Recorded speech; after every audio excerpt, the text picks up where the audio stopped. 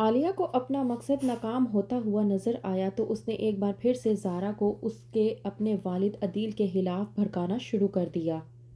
ڈرامے کے next episode میں آپ لوگ دیکھیں گے کہ عالیہ جس نے مہرو کے کہنے پر زارا کو اس کے والد عدیل کے گھر میں صرف اس لیے بھیجا ہے تاکہ وہ زارا کا حصہ عدیل کے ذریعے نکلوا سکے۔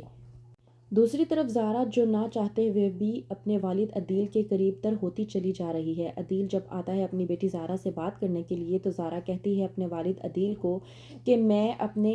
والدہ عروسہ کی ڈائری کو دیکھنا چاہتی ہوں۔ میں دیکھنا چاہتی ہوں کہ وہ کیا لکھتی تھی اور کیا سوچتی تھی میرے بارے میں۔ جب عدیل زارا کو بتاتا ہے کہ تمہاری ماں کی وہ ڈائری تو عالیہ کے پاس ہے تو زارا اس بات پر یقین نہیں کر پاتی، پوچھتی ہے کہ بھلا ان کے پاس میری والدہ کی ڈائری کیسے ہو سکتی ہے۔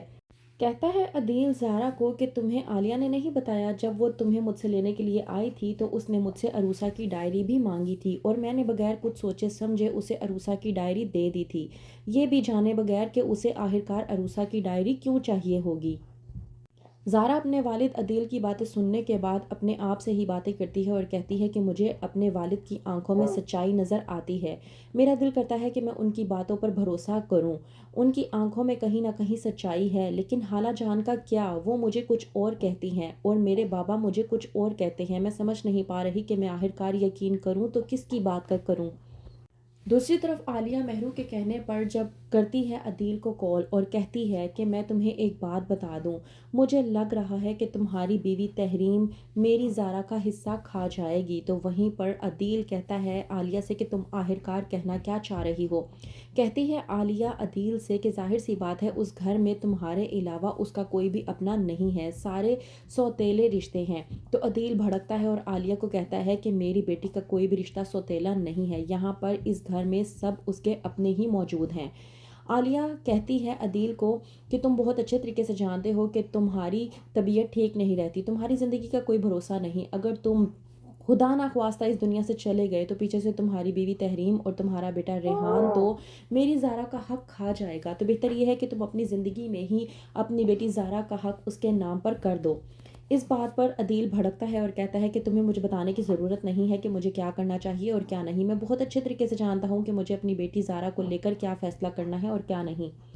عالیہ یہ ساری باتیں عدیل کے ساتھ کرنے کے بعد جب مہرو کو بتاتی ہے کہ اس نے عدیل سے یہ ساری باتیں کی ہیں تو مہرو کہتی ہے عالیہ کو کہ مجھے لگتا ہے کہ فون پر بات کرنے سے کوئی بھی معاملہ حل نہیں ہونے والا۔ وہیں پر عالیہ مہرو کو پوچھتی ہے تو پھر کیا کیا جائے، تو مہرو ایک بار پھر سے اپنی ماں کو مشورہ دیتے ہوئے کہتی ہے کہ مجھے لگتا ہے کہ آپ کو ڈائریکٹ عدیل صاحب کے گھر پر چلے جانا چاہیے اور دو ٹوک ان کے سامنے بیٹھ کر بات کرنی چاہیے، پھر تحریم بھی آپ کا کچھ نہیں بگاڑ پائے گی، اور دوسری طرف یہ کہ آپ زارا کو بھڑکانے کی کوشش کریں، اس کے کان بھریں تاکہ اس کو بھی اس بات کا احساس ہو کہ وہ جو وہاں پر رہ رہی ہے اس کے ساتھ وہ جو لوگ پیار دکھا رہے ہیں وہ صرف اور صرف دکھاوا ہے، ورنہ ایسا نہ ہو کہ وہ ان لوگوں کا پیار دیکھ کر پگھل جائے۔